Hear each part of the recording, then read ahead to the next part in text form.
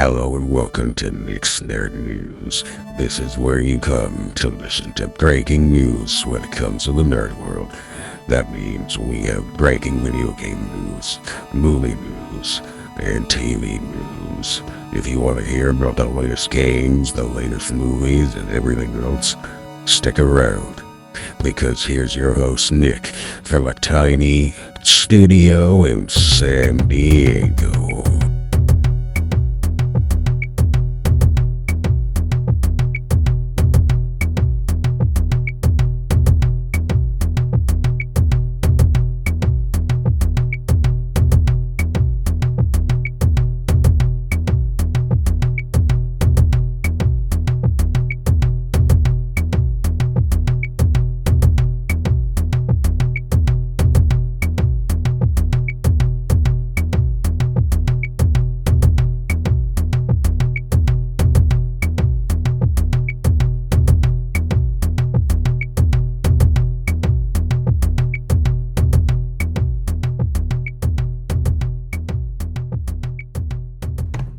Well, look at us. It is February. We are in February.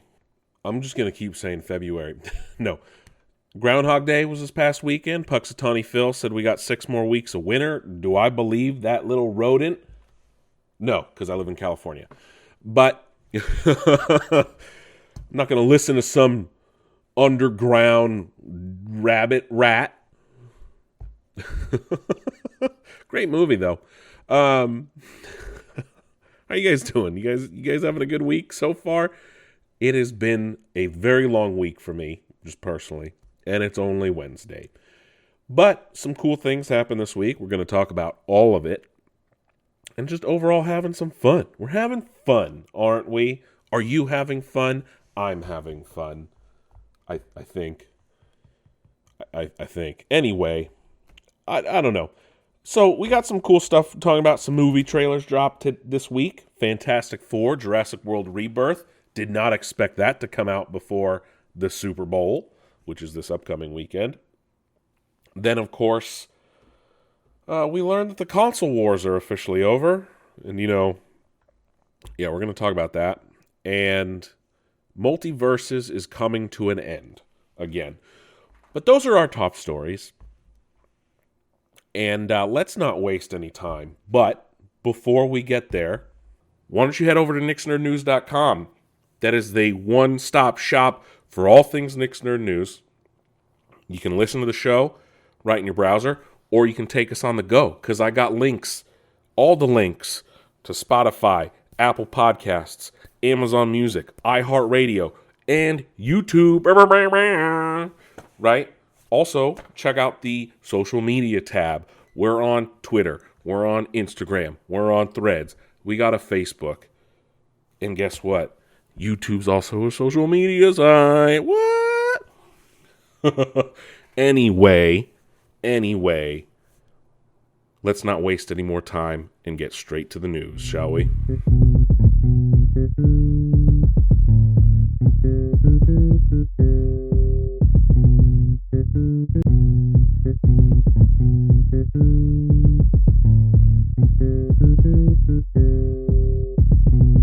All right, what's going on in the gaming world? Well, some interesting things, that's for sure. We're getting more news out of the BioWare fiasco after the failure of Veilguard. I keep saying that wrong. Dragon Age, of course. It looks like developers were laid off from BioWare, despite them saying they were put on other internal EA teams.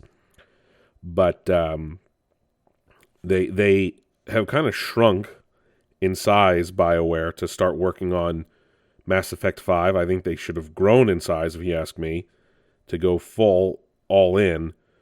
But now we've learned that people were actually laid off, which is not great. A number of former developers went on social media saying they were leaving the studio. But I think BioWare really needs to get it right on Mass Effect 5, or they might be done as a studio, and that's really unfortunate with a studio as rich of a history as them. We also learned from EA CEO Andrew Wilson that about why the Veilguard may have failed, saying that it quote did not resonate with a broad enough audience, unquote. Which that is, he's not wrong in that. That is one reason a game could definitely fail. This was BioWare staff didn't like it that it came out because a lot of staff thought it had turned into a live service game and then pulled it out after, and the game still released on time. It didn't sell well at all, but Andrew Wilson said, quote, shared world features and deeper engagement alongside high-quality narratives. In order to break out beyond the core audience, games need to directly connect to the evolving demands of players who increasingly seek shared world features and deeper engagement alongside high-quality narratives in this beloved category. Dragon Age had a high-quality launch and was well reviewed by critics and those who played. However, it did not resonate with a broad enough audience in this highly competitive market, unquote. And that was in a investor-focused financial call. And I guess this deeper engagement and shared world features, I don't know what that exactly means, but yeah, I'm kind of wondering what happened. I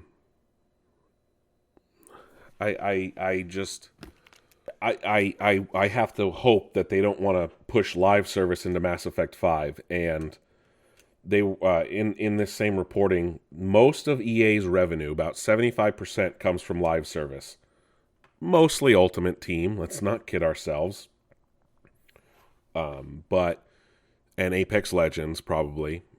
Single player though is a small fraction, whatever you want to say, of their income. So we'll see ultimately how this affects BioWare moving forward, and if they learn the right lessons or the wrong lessons from the failure of Veilguard.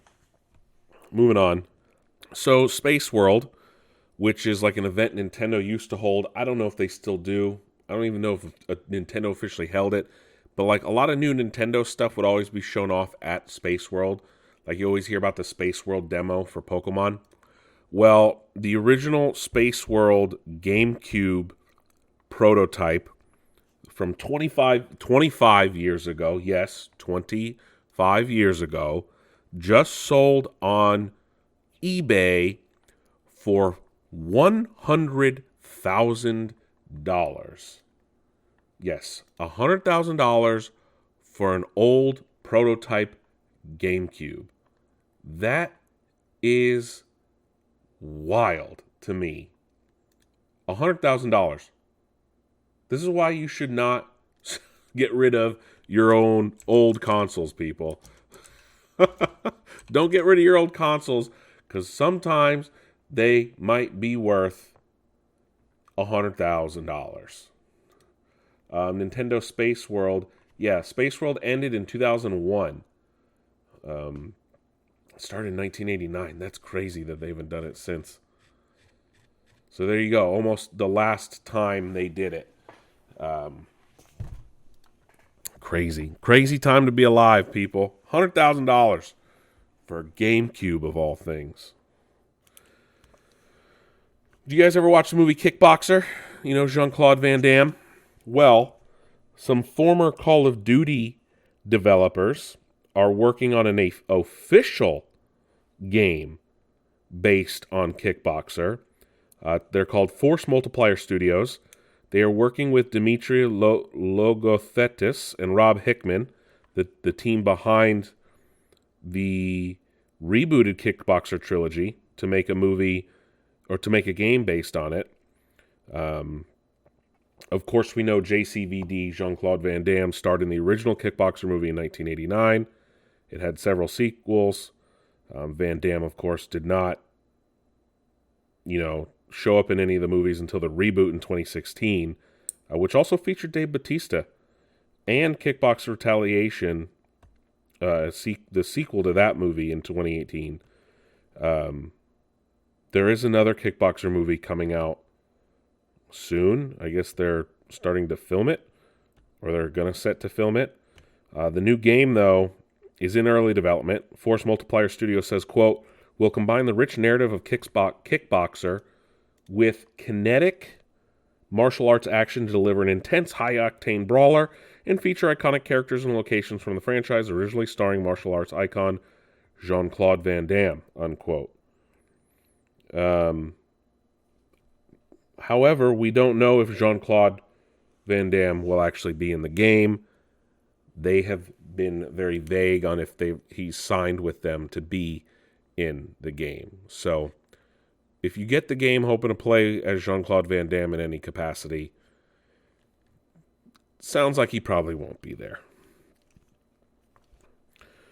Claire Obscura, which is the Claire Obscure, the new RPG, turn-based RPG that was shown off at the Xbox Developer Direct last week. Was it last week or 2 weeks ago? 2 weeks ago? Anyway, yeah, 2 weeks ago. Is getting a live-action adaptation, and the game's not even out yet. Yeah, that's via Variety. Sandfall Interactive, the developer, has partnered with Story Kitchen for a film version. Kepler Interactive is going to publish. Sandfall and Story Kitchen confirmed to Variety that it is happening. And Story Kitchen founders Dimitri M. Johnson and Mike Goldberg, along with Timothy I. Stevenson and Elena Sandoval, will produce. Nothing has been announced beyond that. I don't understand how a movie could be made with the game not even out and knowing if people like the game or the story. So, granted, that hasn't stopped people before. Anyway, the game studio that Dr. Disrespect had helped form, called Midnight Society, has decided to close up shop and cancel their game Dead Drop. On a post on Twitter, the studio said, quote, Today we're announcing Midnight Society will be closing its doors after 3 incredible years with an amazing team of over 55 developers, unquote. Was that the one that was founded in San Diego? They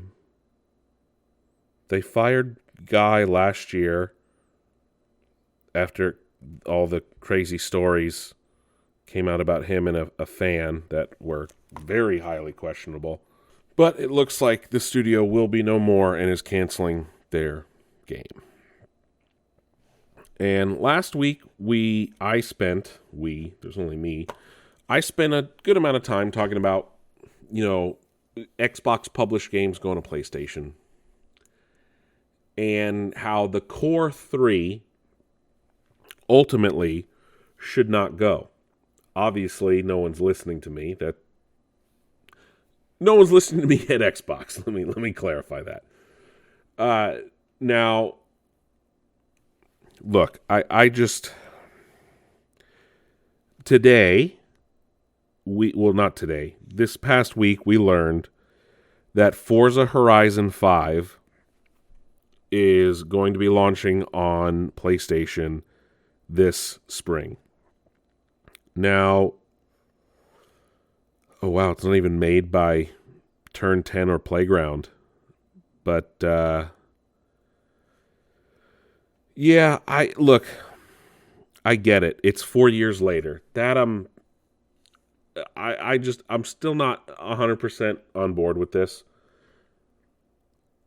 Obviously, I don't want Halo or Gears to go either, or the main Forza. I don't know. It'll be interesting to see if Forza Motorsport goes to PlayStation and how it competes with Gran Turismo. But I just I don't know, man. The console wars are officially over then, and Xbox did lose. That's the biggest takeaway from this. Obviously, Xbox is doing different things and living in a different space than they were. Nintendo's definitely living on its own planet, which is nothing wrong with that. But PlayStation has won, despite having some anti-gamer and consumer moves over the last several years. I really I don't think Xbox ever recovered from the disastrous launch of the Xbox One. And because of that, so many people flocked to the PlayStation 4 and then just eventually went to the PlayStation 5. And obviously PlayStation has had some really great single-player games since then. Xbox has floundered in some of their games department, and some of their exclusives have been mildling at best. This is a lot to talk about, right? And it's a lot to think about, and I don't think Xbox is giving up completely. They said they're still going to make consoles. Ultimately, I do have every system, and I hope to be able to still have every system in the future with whatever comes next from everyone. I think I'm going to stick primarily with Xbox because I still enjoy the ecosystem. I talked about this last week. I prefer the controller. I prefer the ecosystem. I like gamer score over trophies. But realistically, I don't think Xbox will ever truly be number one again. And that's unfortunate. It really is, because competition is a good thing. Competition is just different now in the gaming industry space as people shifted back to PC gaming and don't always want to fight over a plastic box in your living room, right? And I get that whole idea. I haven't been a fanboy in quite a long time. Yeah, I have some fanboy tendencies, but again, I own a PlayStation. I like PlayStation exclusives. I like my Xbox exclusives just as much. And I'm really okay with any other game from Xbox going to PlayStation. It's just those core three that I think needed to stay. Obviously, the shareholders and policymakers and stakeholders at Xbox and Microsoft see it other ways. I don't run a multi-trillion-dollar company. I can't say what's good or what's not. But yeah, it's an end of an era officially, and I think we can finally close the door on the console wars realistically. So it's unfortunate. It happens. I'm not going to cry about it. I'm an adult. I'm not going to throw my Xbox away. Like it's realistically, I'll probably get over it soon. I'll still be mad about it, but I'll just get over it and move on and just still play Xbox with Game Pass and get whatever I want on PlayStation as well. So it's not a huge deal, really. So we'll see. And at the same time, I also haven't turned my PlayStation on in quite some time because there hasn't been anything I've wanted. I mean, I at this point, I don't know if Black Myth Wukong ever is coming to Xbox. I probably will have to get it on PlayStation. I don't know what's going on with God of War or Horizon at this point. So we'll see if Wolverine comes out, though. Right? I don't know. I think the Knights of the Old Republic remake, if that ever actually releases, I think is going to be a PlayStation 5 exclusive as well. So we'll see. We'll see. Our other big news, Multiversus is shutting down. Again, the very popular, what do you call platform fighting game, I guess, like Super Smash Bros., but this one, of course, based on Warner Brothers properties, is shutting down when its 5th season ends at the end of May. So the game will come to a close on May 30th, 2025 at 9 a.m. Pacific. Support will be discontinued for the Brawler, which launched last May, so it barely lasted a year, which is crazy for a final release. The 5th season just launched. It will continue through the May end date. Offline support will continue, so if you have it in your library, you'll be able to play it still after. It's just going to be delisted, so if you don't download it before then, You won't have access anymore. But a year, dude. A year. A year. It looks like Warner Brothers Gaming is just having a bad go. It just looks like nothing can compete with Super Smash Brothers, really. I mean, I think the other problem with Multiversus is it came out, its early access came out and then shut down for a year pretty much, and then again came back again. That's not good. I think that ultimately killed it was back then. I don't think I'm sure it's had a decent run in the last year. People always talk about the new fighters and things like that, but it looks like it could not keep up with the steam it needed to survive as technically a live service game, free to play and things like that. So it probably just wasn't making the money they hoped it would make. Sleeping Dogs, the game that came out years ago and we thought had a movie adaptation that was canceled, now may actually be back in production with Simu Liu starring in the movie. He tweeted he was working to get with the rights holders to bring the movie back to production, and the movie is in active development. Simu Liu will star in the movie and produce it. After Donnie Yen, of course, dropped out. Donnie Yen said the movie had been canceled a couple weeks ago, speaking to Polygon, and now we hear via Simu Liu and some other sources, the movie is in active development again. So, the game originally came out in 2012, is now going to be adapted to a movie once again. Square Enix made it. It's very beloved by fans, despite the fact that it didn't sell well enough for Square Enix, but Square Enix has like outrageous sales targets they want their games to hit. But it was popular enough to get a movie adaptation. So, anyway, it's back in production after seemingly thought dead just a few months back. Now, to talk about a topic we don't normally talk about. And that has to do with the current climate here in the United States in regards to economic policy and the ever-growing threat of increasing tariffs. I say threat because the winds seem to change on a daily basis.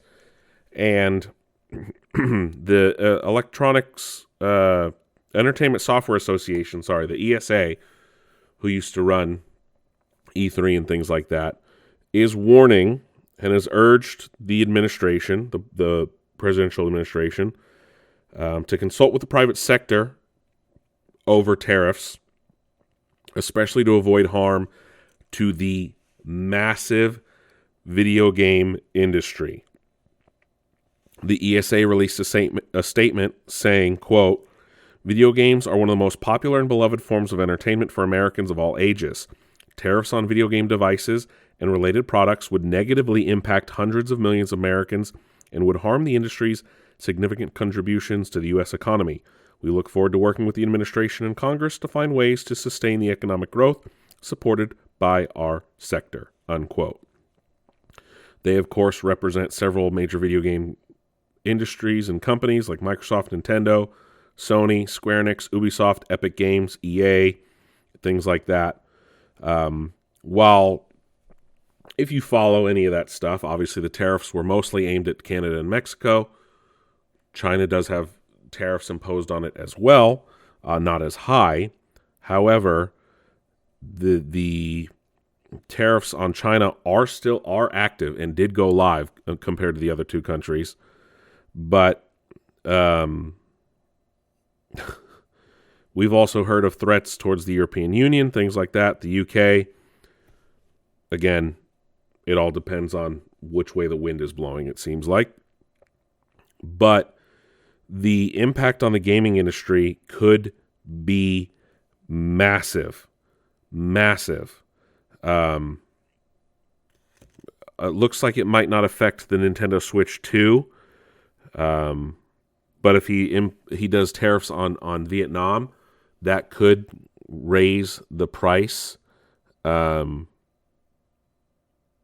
it.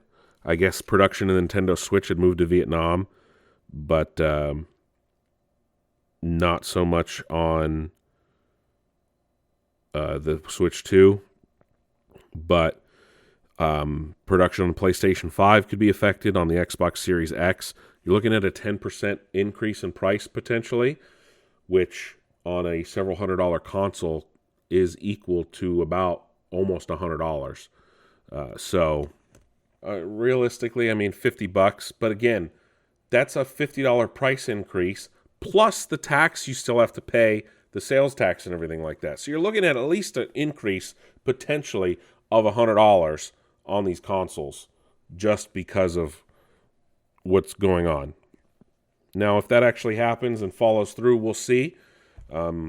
Obviously, it's been less than a week, so we'll see what ultimately happens in regards to the prices of these consoles moving forward. A lot of them might already be here and in warehouses. We'll have to see what happens on new stock that is getting shipped over from overseas, and we'll see if it ultimately affects the Switch too. EA, we're going to talk a lot about EA today. EA might be pulling an Activision. They're pushing all their support studios towards Battlefield, it seems, as they have now put Criterion, the team in charge of the Need for Speed games, to focusing on Battlefield, and no more content updates will be coming for Need for Speed Unbound. The game came out just about 2 years ago, but now Criterion's going to focus on helping DICE with Battlefield.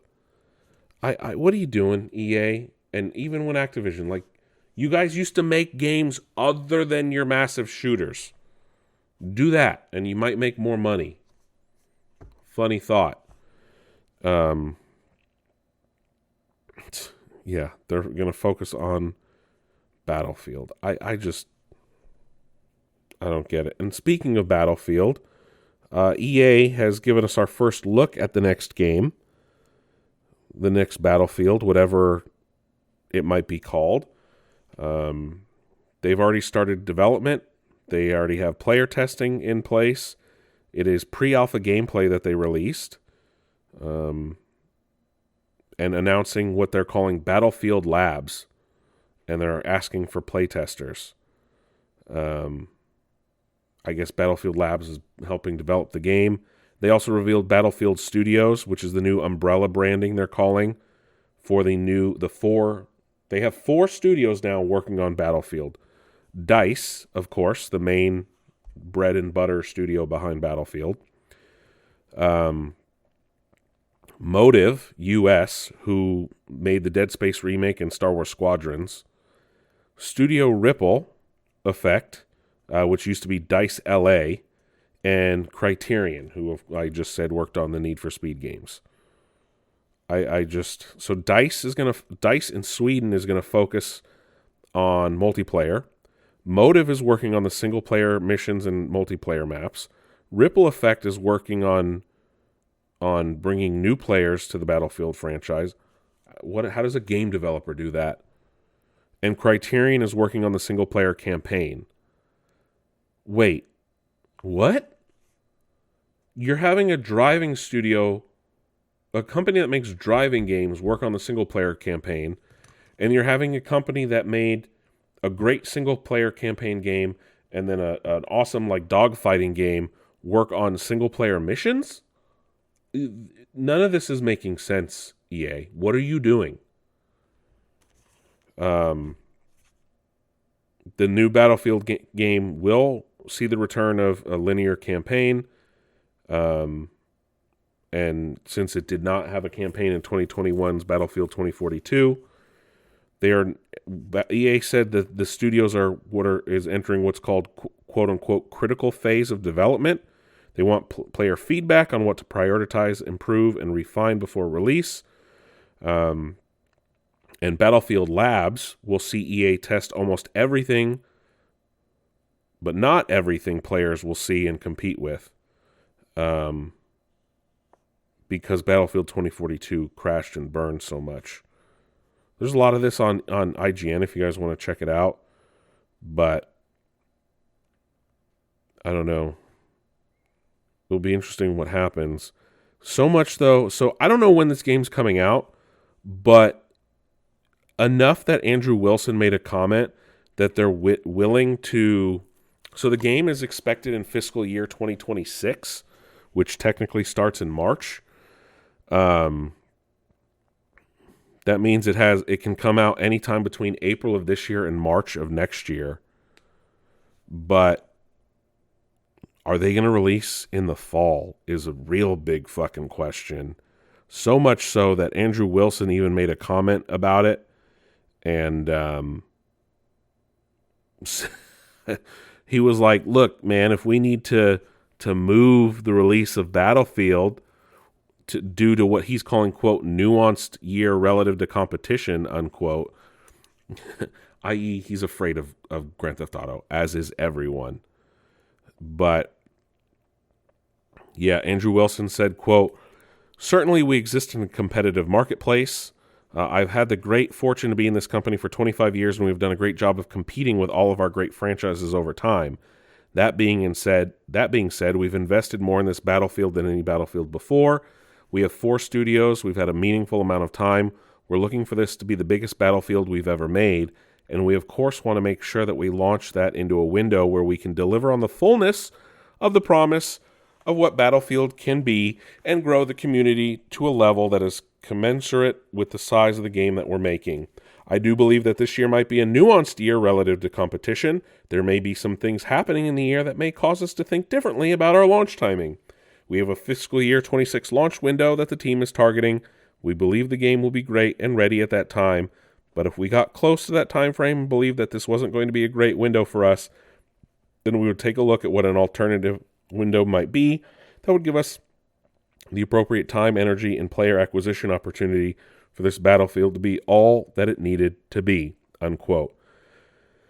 Essentially what he's saying is, if Grand Theft Auto comes out, we're not releasing Battlefield in the fall. If Grand Theft Auto gets delayed again, we're going to release in the fall. That's how you read between the lines on corporate speak. So there you go. You might have a new Battlefield out this year, and the biggest. I don't know. I've never been a Battlefield guy. And honestly, I used to play Battlefield Vietnam at like this LAN cafe behind my house with some buddies back in the day, and Battlefield 1942, but that was the extent of the Battlefields that I played. Obviously, we're reaching the 5th year in our current console cycle and probably have about 2 years left before the next generation of consoles come out, i.e. PlayStation 6 and whatever Xbox decides to name their next console, whatever funky name they go with. Yes, I will admit the Xbox naming is dog shit, and I think I said that back when the Series X came out. You can't come out with an Xbox One, a 1S, a 1X, and then your next ones be a Series X and Series S. That's too much confusion. All right? And it's dumb. It's dumb fucking naming. Anyway.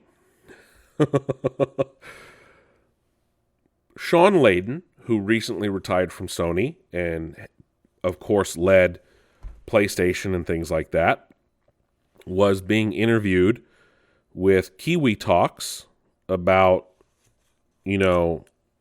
consoles and how,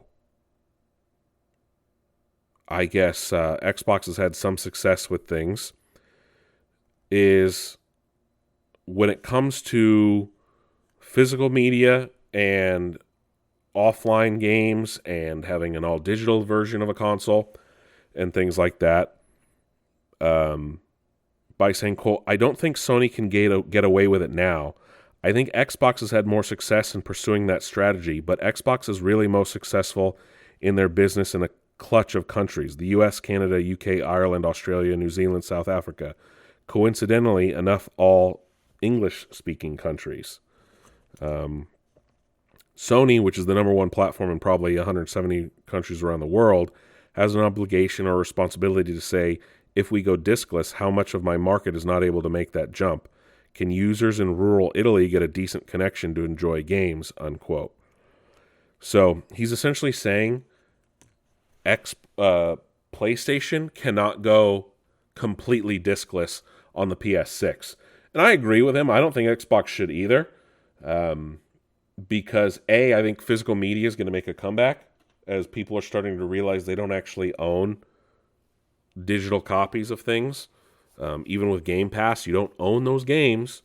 You don't own the games that you get for free from PSN or Xbox Live Gold or whatever. You don't technically own those things. You don't technically own a movie or anything if you buy the digital version. He's smart in saying this, and he's also saying, like, hey, PlayStation is huge in places that you might not have a good internet connection. So physical media is still going to be king in those areas. And how they rely on physical or offline games. He also pointed out how traveling athletes or military bases about that, and PlayStation might be investigating what kind of losses they would suffer from that, saying, quote, which part of your market will be damaged by going to discless market? I'm sure they're doing their research on it, and there will be a tipping point where there's some percentage where you can say, okay, that's fine, but we can turn our back on that part of the market. But Sony's market is globally so huge, I think it would be hard for them to go fully discless, even in the next generation, unquote. I personally, I don't think I don't think anyone should go discless. Like I said, physical media is still king. Realistically, it costs a fraction of the cost of the development to print it on a disc. I think it's like, my understanding of a physical copy is it costs like $10 for the disc and the case to do all that. And I get that that could be a pressure point, but if you're charging people the same price for a digital version and a physical version, I think you can get away with getting a physical version for people. Not everyone wants digital. Nintendo is promising to fight scalpers for the Switch 2 launch. How they are going to do that, I do not know. But they say that they say they figured it out. Oh, okay. Let's see. They said they are, quote, making preparations, unquote. But they haven't said what. What are they going to do? I guess they said they are making a ton of them. They're going to try and make as many Switch 2 consoles as possible before they launch so that it's not sold out anywhere. Obviously, that's a lot easier in 2025 and 2024 than it was in 2019 and 2020 when the supply chain shortage just like decimated every industry. And even back in 2017, there was a constrained supply when they were making the original Nintendo Switch. Granted, I don't think they thought that was going to be as popular as it was. But they apparently made a ton of Switch 2s for release, so that way they wouldn't get decimated. Capcom had their own little spotlight this month to show off some upcoming games, and mostly focusing on Monster Hunter Wilds. But we got a lot of new details about a bunch of different games. Onimusha, the new game, Way of the Sword, we've found out is set to release sometime next year. But it looks like Capcom is focusing on creating compelling characters, a new protagonist, and engaging enemies, so that way they can bring players into the fold. They're doing what they can to recreate Kyoto, which they said is, quote, brimming with historical real-life locations. unquote. And they're focusing on making the, quote, ultimate sword fighting action game with the visceral satisfaction of slicing through enemies, unquote. But it will be set during the Edo period, and you'll see yourself fighting off against evil creatures known as Genma, and the protagonist will wield an Oni gauntlet and use it to dispatch foes. But they are hoping that the game will be challenging but not impossibly difficult, and they want action fans of all skill levels to be able to enjoy it. Like I said, that's due out sometime next year. We also learned that Onimusha 2, Samurai's Destiny, will be getting a remastered version sometime this year. Monster Hunter Wilds will have a second open beta, which features its flagship monster, Arkveld. The playtesting for this will begin on tomorrow, and that will run through the 9th. And then another one from Thursday, February 13th through Sunday, February 16th. Wait, that's not the release of the game. No, okay. You will be able to transfer your data that you do in the open beta to the full game, but not game progression. So your character data, but not progression. We also learned about new enemies and a new land for Monster Hunter Wilds for when... Oh, the game comes out on February 28th. That's right. So the open beta is before that. Capcom Fighting Collection 2 was announced for release in May. It will feature Capcom vs. SNK Millennium Fight 2000 Pro, Capcom vs. SNK 2 Mark of the Millennium 2001, Capcom Fighting Evolution, Street Fighter Alpha 3 Upper, Power Stone, Power Stone 2, Project Justice, and Plasma Sword, Night of the Bilstein. Never even heard of half of those games. And then Street Fighter 6 is getting Fatal Fury's Mai today as a new downloadable character. So there you go. That's all the news out of Capcom for the month. Shuhei Yoshida, the former PlayStation executive, continues to wax poetic on his time at the company. And speaking with MinMax, saying he told about two of the scariest moments of his longtime career at PlayStation, one of them coming from Xbox, one of them coming from Nintendo, saying that the release of the Xbox 360 a year before the PlayStation 3 was, quote, very, very scary, is what he said. But he said, quote, the biggest shock I had from an announcement from the competitor was when Monster Hunter 4 was going to be a 3DS exclusive. That was the biggest shock, he said, quote. Monster Hunter used to be a massive PlayStation franchise, especially on the PSP. He didn't know, though, that Monster Hunter 4 would be exclusive to the 3DS. See, look, we're just talking about Monster Hunter Wilds, and now we're talking about Monster Hunter 4. And then the 3DS went on sale by $100 below the price of the PS Vita. Yoshida said, quote, after launch, both Nintendo 3DS and Vita were $250, but they dropped $100. I was like, oh my God. And then they announced the biggest game. The biggest game on PSP was Monster Hunter, and then that game is going to come out on Nintendo 3DS exclusively. I was like, oh no, that was the biggest shock, unquote. He retired last month after 3 decades at Sony. Steam has announced they will now warn you if an early access game has not updated in any recent amount of time. That's actually really smart. They're like, hey, don't buy this stupid early access game if it hasn't had any updates, which a lot of studios get away with just releasing early access. Like, just finish the fucking game, dudes. I know that's hard. I know I'm being harsh. But, like, some people just put it in early access and then just never support it again and be like, oh, yeah, we did it. Like, no, you didn't. You released a broken game and then decided to move on. Just explain yourself. Don't keep charging people for it. But yes, an extra note now appears inside early access games or software box. on the Steam page, telling you if it hasn't been updated.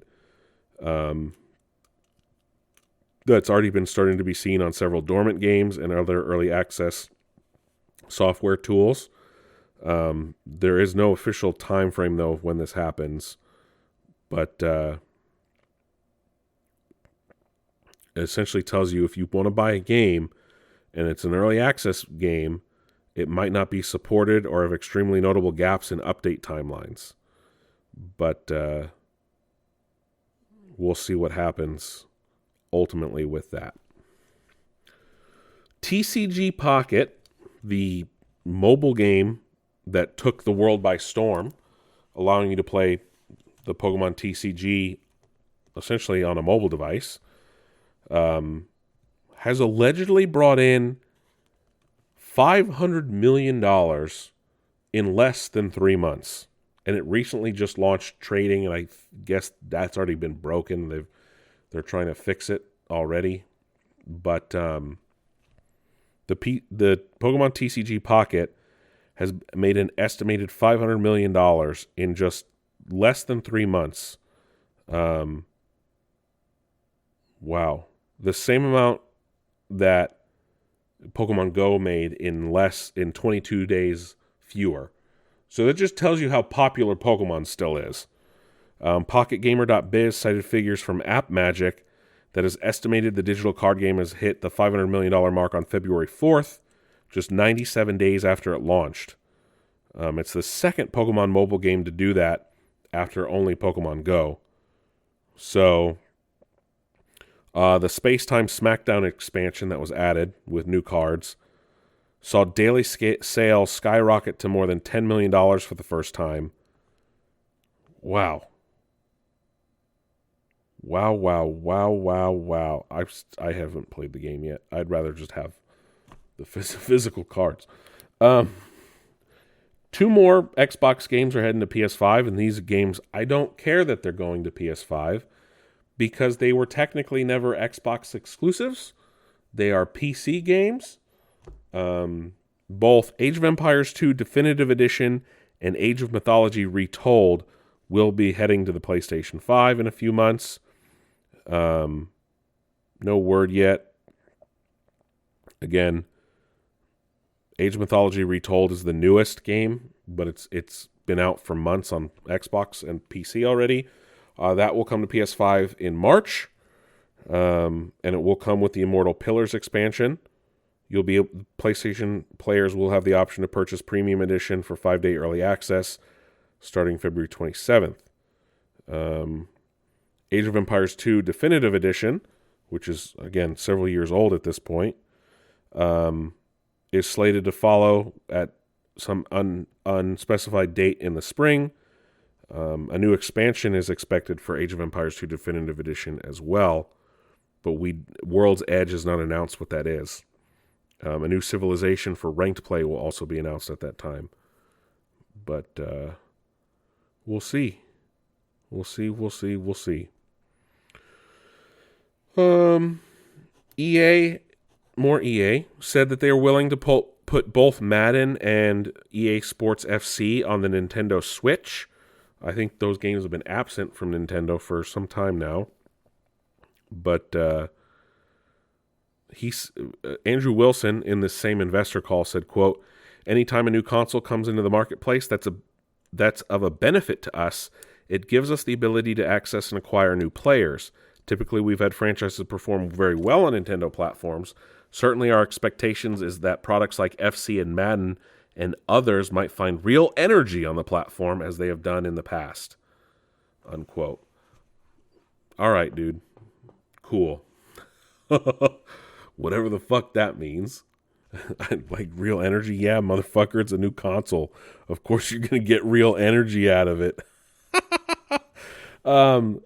In a final bit of gaming news here, it's a great quote from Harrison Ford in regards to like AI and actors and things like that. It's an interview with the Wall Street Journal. I guess they must have asked him about AI and things like that. And this is what he had quote to say. This is about the Indiana Jones and the Great Circle. saying, quote, "You don't need artificial intelligence to steal my soul. You can already do it for nickels and dimes with good ideas and talent. He did a brilliant job, and it didn't take AI to do it," unquote. And that's in regard to Troy Baker voicing Indiana Jones in Indiana Jones and the Great Circle, which, again, my favorite game last year. And Troy Baker sounds exactly like Harrison Ford. You don't need AI to do that shit. You just hire talented fucking people. The video game industry should learn from that and get work on this strike that's still going on. And then the movie and television and animated industry and everything like that should learn as well. Like, you don't need fucking AI to do this shit. Hire good people, and people will actually respect it and enjoy it more when you use real voices, not AI slop. That is a great transition to head into what's going on in Hollywood. Let's see what's going on up there, shall we?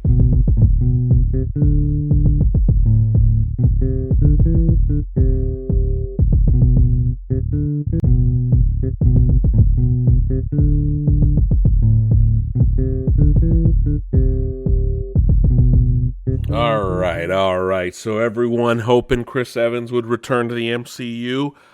Not so fast, as Chris Evans himself is throwing water on the claim, saying that he is definitely not coming back, other than reports saying he was. Even Deadline had reported he was, but Evans, in an interview with Esquire, said it's not true. So many other stars said he was coming back as well, but he did tell Esquire, saying, quote, "Oh, you know, I'm happily retired," unquote.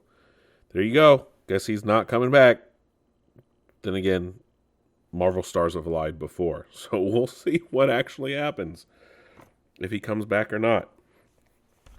Netflix has announced the return date for the third and final season of Squid Game, June 27th. So we got to wait about 5 more months. And then in a weird, surprising twist, Matthew Lillard is returning to the Scream franchise for Scream 7. Despite the fact, didn't his character Stu die in the original? I don't remember. Yeah, he did die in Scream 7. But Matthew Lillard, or the original Scream, I don't know why I said Scream 7. Matthew Lillard will return in Scream 7. We don't know what character he will be playing, or if he will be playing Stu again. But Neve Campbell is, of course, returning, along with Courtney Cox, for the film as well. I don't think David Arquette's returning. I think his character died in the last one. Nick Cage is another actor to rail against AI in an interview, saying that it can't do what people can do. In an interview with Variety, he won Best Actor award for his role in Dream Scenario at the Saturn Awards, and using his acceptance speech as a platform, saying, quote, "I have to thank Christoph Borgli for his direction, his writing, his editing, and for creating this incredibly disturbing but hilarious world that he dreamt up. But there's another world that is also disturbing me. It's happening right now around all of us, the new AI world. I'm a big believer in not letting robots dream for us. Robots cannot reflect the human condition for us. That is a dead end if an actor lets one AI robot manipulate his or her performance, even a little bit. An inch will eventually become a mile, and all integrity, purity, and truth of art will be replaced by financial interests only. We can't let that happen," unquote. And he went on and on. I agree with him. I don't think AI should be used to make movies or things like that. It will never replace true human intuition, essence, anything of the sort. Disney is reporting a 700,000 person drop in subscribers for the first quarter of the year, which is insane. insane. That is insane loss. I don't. It'll be interesting to see why. What is the cause of that? They had some good stuff at the end of the year, but maybe they just haven't had enough good stuff. I mean, Skeleton Crew was solid, but that's not alone. I haven't had a chance to watch Your Friendly Neighborhood Spider-Man yet. I don't like that animation style, but I'll give it a shot tomorrow, I think.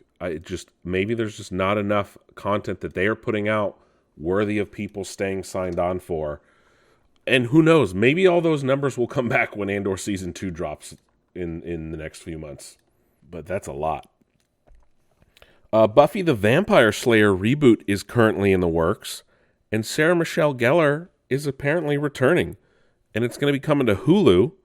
Variety is reporting that the reboot is close to happening at Hulu. Sarah Michelle Gellar is in talks to reprise the role as Buffy.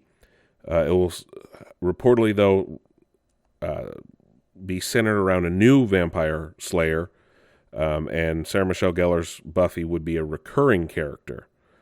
Chloe Zhao is in talks to direct and executive produce the reboot.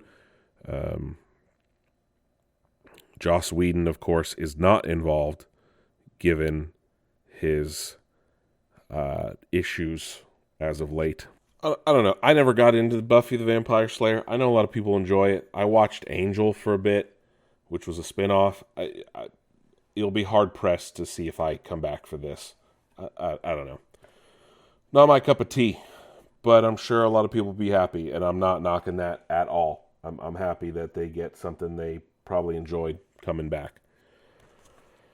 Let's move on to the trailer for Fantastic Four First Steps, which came out yesterday morning, the 4th, obviously. It teases the retro-futuristic 60s vibe that they have. The only thing we don't see, we see almost all of them using their powers, except for Reed and his stretching ability. I'm most impressed, though, by Eben Moss-Bacharach's Ben Grimm, the Thing, because I know there were some leaked set photos showing like a practical suit. It is mostly CGI, and they get the sound of like the rock and stuff from him moving. It looks so good. It looks the most comic accurate I've seen of an adaptation of The Thing on screen. I've never seen the Josh Trank movie, but I know it's bad. I from what I've seen of it, it doesn't seem good. Of course, I've seen the two Jessica Alba led and Chris Evans led Fantastic Four movies, but just this is the first time I'm actually excited for a Fantastic Four movie. And to be fair, when I first heard about Josh Trank directing that Fan Four Stick movie a few years back, I was excited because I liked his movie, what was it, Chronicle or whatever, with Michael B. Jordan. I liked that movie, so I was excited. And then I heard things that were coming out from production. I was like, ooh, maybe not. Ultimately, we all know what happened with that movie. But I am very excited, based on this trailer, to see this 1960s era. John Malkovich is in the movie. But again, Eben Moss-Bacharach as Ben Grimm, the Thing, looks the best. And I'm excited because of that. And because it's the 60s and like an alternate New York, and you can see the differences from the real New York City. And it's funny, I saw a breakdown of the trailer, and someone's like, this is what we needed. He's just playing Richie from The Bear, his famous character from The Bear. And I think that's good. But if you don't notice, if you listen carefully, when he moves his hands and does different things, you can hear sounds of like rock, like hitting each other or like scraping against each other. And that alone adds a level of authenticity to it that adds to the realism effect. And I really, really enjoy that aspect. A Mobile Suit Gundam movie is officially in the works and has entered production. It is in full production, which makes me think, where the hell is the Metal Gear Solid movie? But anyway, yeah, Mobile Suit Gundam, full production. Bandai Namco and Legendary have signed an agreement to co-finance it. With Legendary's weight, that's a good sign. While the movie was first announced back in 2018, nothing has been announced since then until today. They confirmed that it doesn't have a name, but it'll be written and directed by Sweet Tooth's Kim Mickle and released in theaters globally. It'll be the first live-action film from the franchise that's seen 25 anime series, 34 animated films, 27 original anime productions, plus of course, the Gunplug toy line, which pull in about $900 million a year alone. Legendary and Bandai Namco said in a joint release, saying, quote, "We plan to steadily announce details as they become finalized." Nothing else was announced other than a movie poster, and it is officially in the works. Also, today we got a trailer for Jurassic World Rebirth, starring Mahershala Ali and Scarlett Johansson. I was reminded that a lot of people felt this movie might be rushed because it was announced a year ago and then is coming out this year. But based on the trailer, it doesn't look rushed. Directed by Gareth Edwards, who of course directed Godzilla, the creator, and Rogue One. It takes place, I'm guessing, after Jurassic World Dominion at some point. They look to be going to some new island that might not be part of the Five Deaths, that might be new to canon, which that's fine. It also is teasing some giant kind of dinosaur hybrid that elicits responses from me that look like the failed Jurassic Park 4 concept art of like human dinosaur hybrid monsters. This thing is not like the Indominus Rex or the Indoraptor or some of the other creatures we've seen over the last few years from the Jurassic World franchise. This is like a monstrosity creature, more akin to like a horror monster. The director, or Gareth Edwards, says he's trying to elicit that horror element that has always been nascent in Jurassic Park and Jurassic World films, but finally wants to embrace it. This movie is giving me vibes of the original, and it helps that David Koepp is writing it. He, of course, wrote the first two Jurassic Park movies. The dinosaurs are a little different, though, and their explanation is this is a research facility that InGen had, and these are not the dinos that were ready for prime time at the park. These are genetic impurity dinosaurs. So that's why we have a different looking T-Rex, a different looking Spinosaurus, a different looking Mosasaur. These are not what we would have expected to see. So it's a little jarring to see dinosaurs that don't fit the typical Jurassic mold. There is a design style for the dinosaurs of the Jurassic Park and Jurassic World universe. These don't necessarily fit it. So that's going to be a bit of a interesting take to see how they fully justify it. I know they're not perfect genetic specimens that would be in the park, like I said, but if it's too far off, it might be a little too hard to just hand wave away. So we'll see, because the Jurassic Park fandom they're not as loud as the Star Wars, Star Trek, or some other fandoms, but they're loud. They want to make sure things are right. I'm excited, though. ScarJo looks to be having a blast. She campaigned for herself to be in this. I'm always a fan of Mahershala Ali. Like I said, I'm getting vibes of Jurassic Park and the Lost World from this trailer alone. So I'm very, very excited. So this movie comes out on July 2nd. Superman comes out on July 11th. And then Fantastic Four releases on July 20th or something. July is a stacked month for movie releases.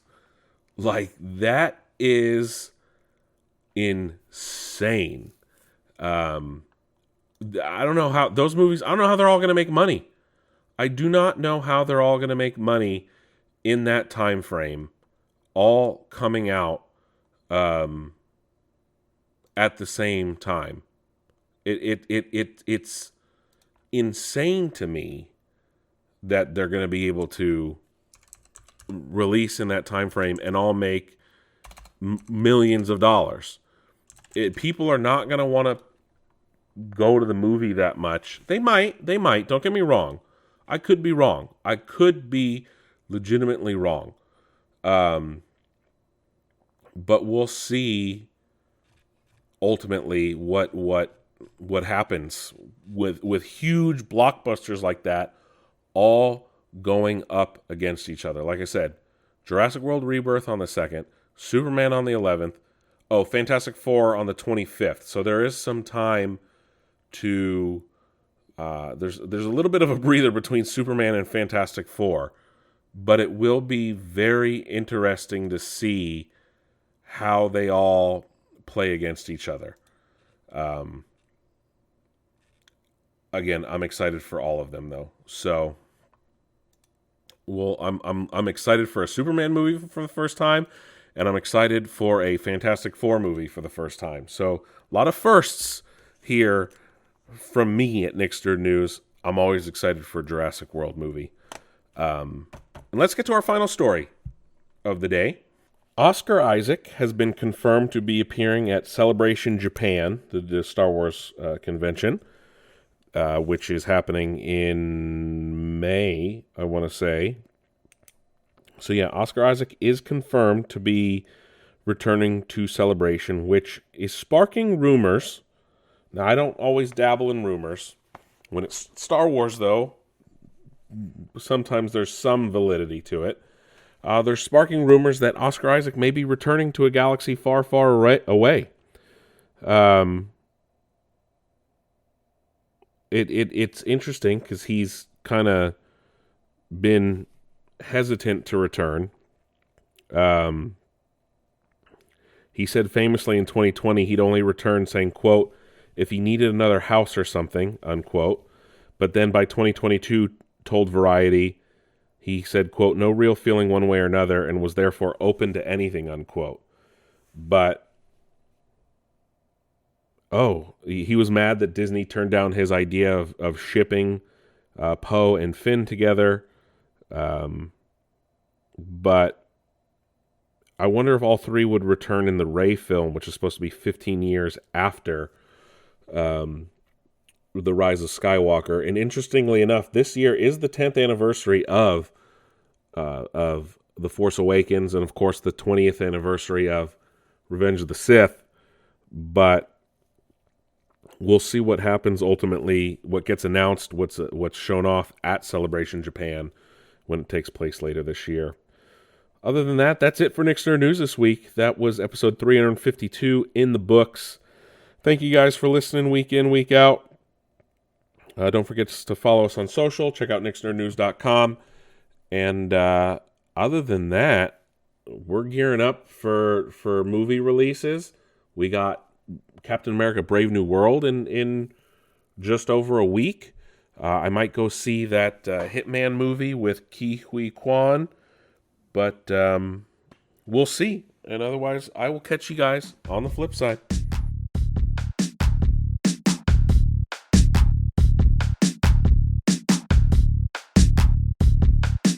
This has been a production of Nixner News. Please do not use without implicit faxed permission. And yes, that means with a fax machine. Thank you, and have a nice